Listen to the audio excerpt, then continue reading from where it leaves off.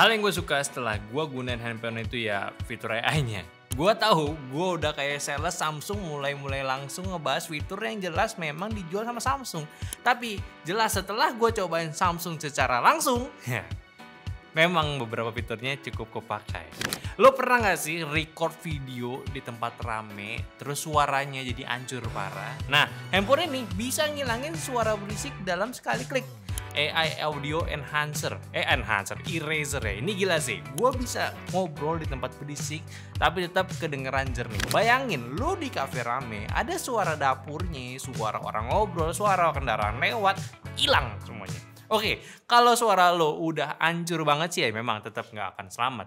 Tapi kalau cuma ngobrol dan background noise biasa sih ini kepake banget. Apalagi buat gua yang sering liputan di luar.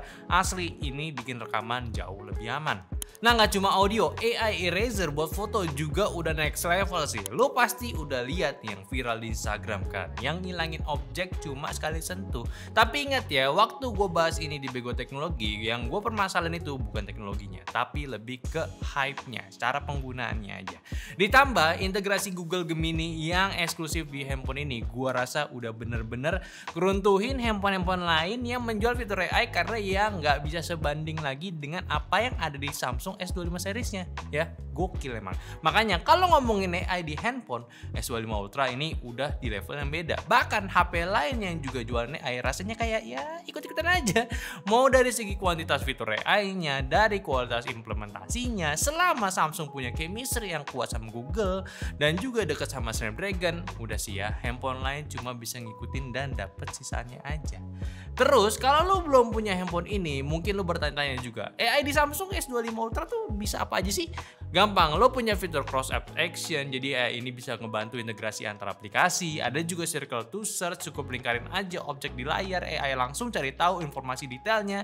Ini udah ada sih emang di handphone lain. Terus yang buat audio ada AI Audio Eraser, udah kita bahas tadi ya. Terus juga ada auto trim, jadi misalnya lo rekam video panjang, AI-nya otomatis motong bagian yang nggak penting. Dan di One UI 7 ini pun juga ada no bar. Ini fitur yang bisa bantu nyimpulin info penting dari handphone lo, kayak catatan meeting, pesan penting maksud gue, dan highlight dari aplikasi yang sering lo pakai. Tapi emang gue nungguin banget sih third party apps-nya, khususnya fitur live service Indonesia kalau bisa integrasiin juga lah ke fitur ini. Tapi ya ini bukan berarti handphone lain jelek ya, gue nggak bakal bagus-bagusin Samsung ya cuma karena gue beli aja. Cuma intinya buat saat ini kalau nggak bahas AI di Samsung, mau kayak gimana pun Samsung pasti akan selangkah di depan. Bahkan kalau fiturnya masih kurang bagus, mungkin di generasi setelahnya Samsung bakal dapat secara eksklusif yang lebih baik lagi. Makanya hal pertama yang bisa dibanggain dari handphone ini ya adalah fitur AI-nya. Walaupun AI itu belum semua orang bisa nerima, bahkan gue sendiri pun terkadang masih ngeliat AI itu ya cuma sebelah mata doang. Tapi kita semua tahu hal penting di handphone ini adalah fitur AI-nya. Nah, gimana soal hal-hal lainnya? Jujur, gue belum bisa kasih review fullnya karena ya update softwarenya pun belum ada. Terakhir, ini masih di security patch bulan Desember tahun lalu. Jadi buat ngebahas performance akhirnya ya, gue harus nunggu update dulu. Tapi catatan, ini video tetap bakal panjang ya. Dari experience sampai hal-hal yang baru aja cukup bikin kita kaget. Ternyata poinnya aja udah baik banget ya. Makanya subscribe kalau kalian suka sama kita dan mau bantu nyantai terus bikin konten. Nah, yang paling ditunggu dari update-nya emang apa sih? Ya tentu kameranya. Sekarang sih jujur ya, kamera S25 Ultra masih belum se-wow itu. Kalau dibandingin sama handphone flagship dari Cina sih memang hasilnya tuh belum bisa ngalahin. Ini nggak bisa ngalahin maksudnya. Bukan performance maksimalnya lah intinya. Apalagi mereka sudah pakai teknologi ProScaler, Next Gen Pro Visual Engine. Harusnya sih ada improvement signifikan setelah update. Minimal lebih bagus lah dari S24 Ultra-nya.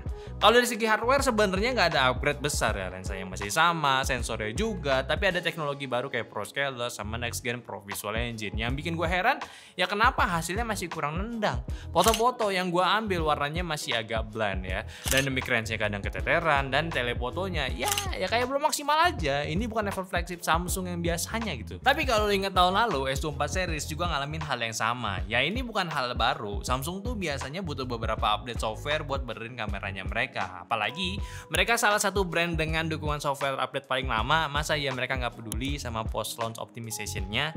Ya makanya gue belum bisa kasih final verdict juga. Bisa jadi update-nya nanti bakal bikin kamera ini makin solid, atau justru nggak ada perubahan signifikan, ya kita lihat lagi aja nanti. Nah, kalau lo udah pakai S25 Ultra, gimana menurut lo? Kamera ini udah cukup oke atau lo juga ngerasa kurang maksimal? Coba komen aja di bawah biar kita bandingin pengalamannya. Dan buat full reviewnya juga secara teknis nanti gue bakal bahas lagi setelah update yang terbaru keluar.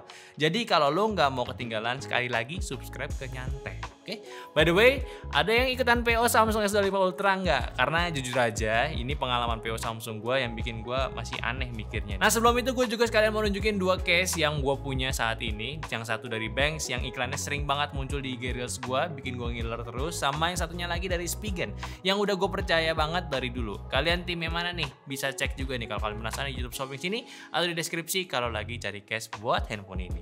Nah, buat yang PO kemarin, plus gue baca komen juga kalian ya, bener-bener ya, itu gue matir banget lah buat ikutan PO Samsung. Asli iri gue sama kalian yang bisa dapat S-Care 2 Plus, S-Care Plus 2 tahun gratis. Kacau ya. Nah, setelah gue selidikin lagi, ternyata kalau lo ikutin hand raiser dan sign up sebelum launch, lo seharusnya dapat Samsung Care Plus secara gratis. Dan ini bukan katanya, tapi beneran, karena ada yang ngasih tahu di komentar juga. Tapi ya namanya juga amatiran PO Samsung ya, gue kalau beli handphone buat keluarga gue juga beli aja, nggak pas PO-nya. Jadi ya gue nggak tahu. Masalahnya gue udah registrasi tapi nggak ada notifikasi apapun, email nggak dapet, info juga nggak ada. Bahkan pas gue tanya teman yang biasa PO, dia juga nggak tahu. Katanya malah bilang itu lebih aman PO di toko resmi aja, offline maksudnya, biar bonusnya pasti dapat. Ya telat dong gue. Ya akhirnya gue coba tanya ke CSS Samsung, bisa nggak Samsung Care gue yang udah gue beli diakumulasiin sama gratisannya jadi 2 tahun? Jawabannya nggak bisa bos ya. Ya udah, ya wes itu lesson learn aja. Next time PO Samsung harus lebih teliti. Tapi yang sepenuhnya rugi juga, setelah dihitung-hitung semua voucher dan Samsung reward yang gue dapat, akhirnya gue bisa dapetin Samsung Watch 7 cuma 500.000 doang. Lumayan lah ya. Tapi by the way, pas video ini di syuting barangnya belum datang. Jadi ini pertanyaan buat kalian yang ikutan PO. Dapat benefit apa aja? Apakah Samsung Care Plus ya kalian dapat juga, atau malah sama kayak gua baru sadar kalau sebenarnya bisa dapat gratis tapi telat? Share di komen ya. Gue penasaran soalnya. Dan buat sekarang gue masih puas sama handphone ini, cuma memang belum 100% pindah aja. Karena iPhone gue masih dipakai buat banking gue dan keperluan pribadi lainnya. Mungkin full migrasi bakal gue lakuin setelah review utamanya udah tayang. Ya kayak belum afdol aja lah kalau belum bener-bener selesai bikin kontennya. Dan 2 minggu gue pakai Samsung S25 Ultra, akhirnya gue nemu hal yang bikin nyaman banget. Tapi juga ada hal yang sedikit nyesek juga. Jadi dari pertama kali unboxing, gue langsung setel handphone ini sesuai kebiasaan gue. Settingannya gue udah atur, terus gue juga udah sempet explore Good Lock juga. Tapi sayangnya baru enak-enak diatur, tiba-tiba si Gary nyuruh reset buat benchmark ulang. Ya udah, ulang lagi. Tapi serius deh, Good Lock ini underrated banget. Kalau lu anaknya tech enthusiast, ini fitur wajib buat lu ngoprek tampilan handphone lu. Dan sekarang tampilannya udah lebih rapi, kategorinya lebih banyak, dan gak cuma live up sama make up doang. Kalau yang gua pakai Wonderland buat wallpaper dan always on display-nya biar lebih dinamis, home up-nya biar tampilan home screen-nya lebih fleksibel, dan edge lighting buat efek notifikasi biar kelihatan lebih estetik. Dan yang baru nih, di Good Lock juga sekarang ada tab buat lihat semua settingan yang udah dikustomisasi. Jadi gampang banget kalau lo mau balikin ke defaultnya atau matiin satu persatu. Intinya buat lo yang suka ngoprek tampilan HP, Good Lock ini wajib coba sih. Samsung beneran kasih fleksibilitas lebih buat penggunanya mereka. Nah sekarang soal baterai, 5000 mAh ini sebenarnya cukup nggak sih? Ya di awal-awal sih pemakaian gue sempat agak kecewa karena sehari bisa 2 kali ngecas, padahal nggak dipakai berat-berat banget. Tapi ya biasalah, device baru pasti butuh adaptasi. Dan setelah seminggu akhirnya lebih stabil. Screen on time gue bisa dapat sekitar 7 jam, nggak seheboh handphone Cina sih yang bisa lebih dari itu, tapi ya cukup lah buat sehari ngecas. Terus soal suhu, ini yang lumayan bikin gue surprise. Biasanya handphone flagship tuh ya gampang panas, tapi di S25 Ultra ini relatif adem. Kalau panas paling ya pas lagi gaming doang, waktu optimisasi awal-awal itu pun juga masih aman. Gak ada yang bikin overheat atau bikin tangan gue itu gak nyaman. Tapi tetap aja nih, walaupun gue bilang adem, nanti pasti ada aja yang komen, nyelamatin Samsung doang kerjaan lu di. Ya udahlah, terserah lu maunya kayak gimana. Yang penting ini real pengalaman gue pakai handphone ini. Oke? Nah sekarang soal gaming di Samsung S25 Ultra. Ini ada beberapa hal yang lumayan menarik nih. Ada yang di-upgrade, tapi ada juga ya yang bisa dibilang ya tanda tanya lah.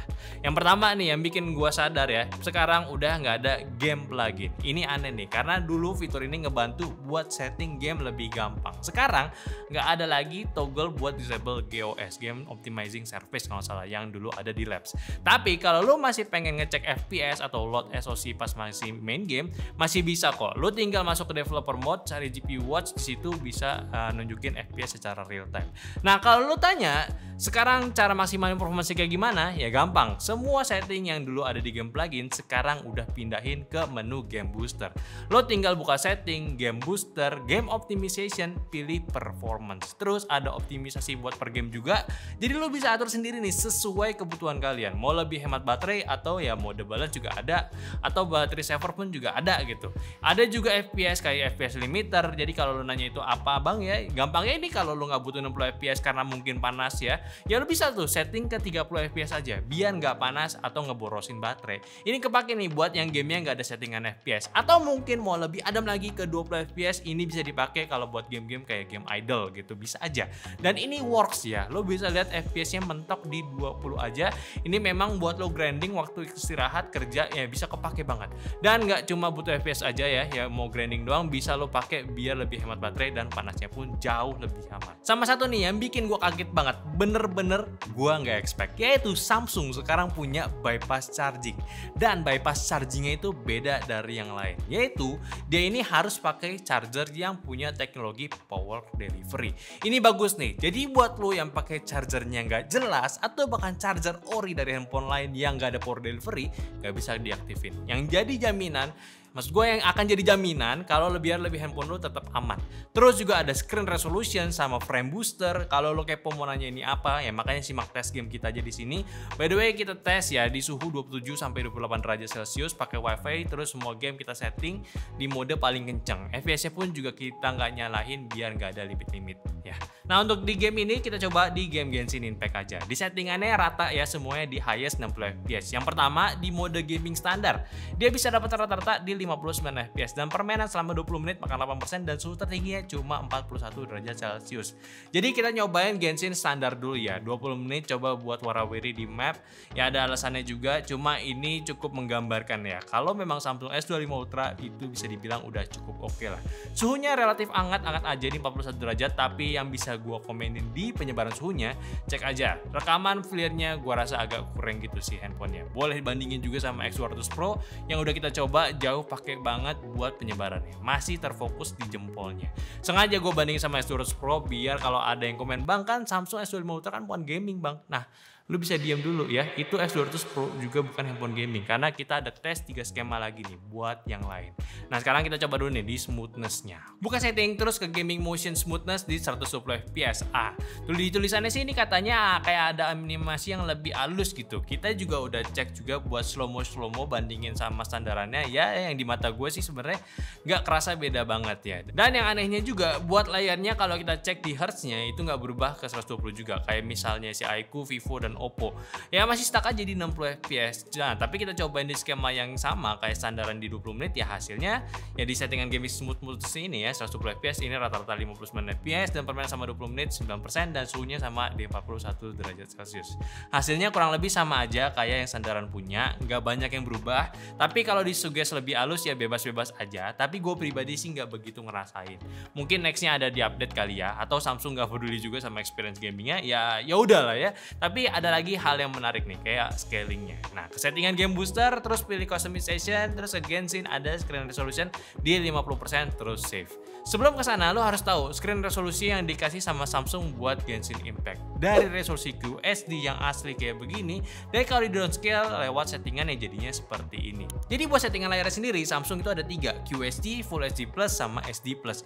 Kalau lo cek GPU watch-nya itu ya ada kayak resolusinya, QHD dan Full HD Plus itu ya by default atau sandarannya itu sama di 1872 x 684 maksud gua. Nah itu kan sama ya QHD dan Full HD Plus. Anehnya waktu gua ganti Full HD Plus ke QHD di menu-menu yang di Genshin-nya berubah jadi lebih kecil. Kok begitu ya? Ternyata kalau kita pakai settingan scalingnya itu berubah QHD jadi 1560x720 dan Full HD Plus kalau scalingnya 50% jadi lebih kecil di 1170x540. QHD scalingnya 50% jadi kayak native HD Plus di Samsung S25 Ultra. Ya sama kayak di 1560x720. Efeknya apa emangnya? Ya cek aja hasil tesnya. Yang sekarang ini di standar 50% scale, di smoothness 110 Hz itu di permainan selama 20 menit pakai 7% baterai dan rata-ratanya di 59 fps dan suhunya cuma 40 derajat Celcius. Buat 50% scale ternyata kita bisa lihat ya nurunin suhu dan yang baterainya ya juga lumayan turunnya. Artinya apa? Artinya ya emang fungsi scale-nya ini bekerja. Sebenarnya kalau lo mau nih ya grinding Genshin terus adem atau lebih enteng, saran gue sih kalau lo nggak butuh-butuh banget buat liatin gambarnya ya lo setting ganti layar ke SD Plus terus scaling lagi ke 50. Bah itu mantep tuh ya. Walaupun ya memang jadi burik gitu. Sebenarnya emang udah pasti lebih burik dari resolusinya aja jatuh ke 780x360. Cuma ini harusnya jawaban buat lo yang main game tapi lagi di luar terus gabut mau isi waktu. Gua rasa pakai settingan ini cocok nih. Baterainya aman, jadi lo aman, grindingan lo juga aman tapi ya dengan syarat mata lo agak butek aja. Ada juga frame booster. Ini sih ya kayaknya ada interpolasi yang bekerja nih. Di settingan gamenya lo bisa lihat frame boosternya kalau terus lo klik on hasilnya ya kayak begini. Di permainan selama 20 menit makan 8% baterai dan rata-rata FPS-nya tidak ada dan suhunya itu di 42 derajat Celcius. Itu average FPS-nya 0 atau kosong bukan artinya handphonenya itu nge-crash ya. Emang software yang kita pakai itu nggak bisa baca FPS waktu di mode ini jalan. Tapi kalau lo cek GPU watch-nya masih bisa di 60 dan bukan yang aneh-aneh sih kayak jadi lebih nge-lag. Memang terasa suhunya lebih tinggi sedikit tapi kayaknya ini bentuk kalau GOS mati deh. Jadi benar-benar yang full Snapdragon 8 Elite dipakai sama Samsung atau ya malah kebalikannya ya. Ya kurang tahu juga sih sebenarnya. Tapi kita memang ya nggak tes semua karena saat shot video ini ternyata software yang dipakai sekarang itu belum final softwarenya. Gue sih dengarnya begitu. Jadinya kayak kurang afdol kalau kita bener-bener cek buat game. Kalau software aja masih kurang gitu. Jadi nanti akan ada tes lagi kedua ya kalau udah ada software update. Tapi setidaknya gue udah kasih gambaran tentang gaming di Samsung S25 Ultra dari fitur sama penyebaran suhunya kayak gimana. Setidaknya nggak usah tes ulang lah ya kecuali frame booster on karena gue rasa itu masih anomali sedikit dan ada beberapa kecurigaan gue yang belum bisa gue share aja sih biar kerasa kayak film-film aja. Digantung semua loh ya nanti nonton full reviewnya kalau udah rame maksudnya kalau ada update software ya seperti itulah. Lanjut lagi kalau ngomongin layar Samsung jelas masih rajanya lah ya menurut gua. Panel OLED udah standar, upgrade lapisan Corona Glass ya iya, terus lumayan juga yang bikin gua appreciate yaitu di bagian anti reflektifnya. Lo tau kan banyak handphone flagship yang layarnya mantul parah pas kena cahaya. Nah ini satu-satunya yang paling minim refleksinya. Cuma sayangnya belum ada tempered glass third party yang bisa replikasi ini. Jadi gua masih mikir-mikir buat pasang tempered glass yang kemarin. Brightness-nya ya jangan lihat seberapa terang dia bisa nyala, tapi seberapa gelap dia bisa redup. Ini underrated sih. Buat lo yang suka pakai handphone di kamar gelap, ini jauh lebih nyaman dibanding handphone lain. Daripada ngandelin night mode atau comfort mode ya lebih enak langsung turunin aja brightness-nya. Jadi ya lagi-lagi inget ya, ini bukan review mendalam, masih apa aja yang gue rasain pas pakai handphone ini. Kayak kemarin ya lucu aja masih bilang gue reviewnya nggak jelas, padahal ya gue cuma unboxing plus yapping. Dan sekarang cuma yapping. Worth it atau enggak ya tergantung dari mana lo datang sebenarnya. Kalau lo dari S24 Ultra upgrade ke handphone ini mungkin gak terasa, bahkan gak worth it. Tapi buat gue yang terakhir kali pakai Samsung Note 10 Lite, daily terakhir gue pakai iPhone juga, ya handphone ini kayak jadi lebih fresh. Tapi gue tahu sih rasanya, apalagi semenjak Samsung udah mulai bermain jual software update yang panjang. Gak cuma security patch-nya aja, otomatis juga jelas selagi bukan major upgrade di generasi barunya yang gak perlu upgrade lagi sih ganti handphone. Pasti softwarenya, fitur AI-nya bakalan turun ke generasi yang sebelumnya. Kayak lu punya S24 Ultra atau selama handphone yang mampu punya teknologi baru, kabarnya pun akan dapat fitur yang sama. Jadi ya daripada upgrade, mending ya punya dua handphone flagship aja nggak sih? Yaudah lah ya, itu aja dulu update gue pakai S25 Ultra. Gue tahu nggak sedikit yang kecewa gue ambil handphone ini buat dari driver, tapi ya nggak apa-apa lah kali-kali gitu. Sama gue juga masa nggak boleh pengen S Pen-nya dihilangin juga. Ini kan opini gue doang gitu ya, yang ujung-ujungnya ya bebas mau Samsung ngapain juga terserah dia. Mau dibalikin lagi pakai Bluetooth ya monggo, mau dihilangin juga ya bebas. Tapi ya ini yang paling penting ya, better dipisah aja menurut gue sih. Jadi additional accessories kayak Fold 6 gitu ya, gue rasa ini lebih cocok. Terus win-win solution kan. Lu, gue gitu sama Samsung bisa nambah jualan aksesoris lagi. Oke, itu aja update gue dari Samsung ini. Kita bakal balik lagi setelah update Samsungnya. Jadi stay tune, subscribe Nyanteh, dan sampai jumpa di video Nyanteh selanjutnya. Kalau mau beli cek deskripsi. Bye bye.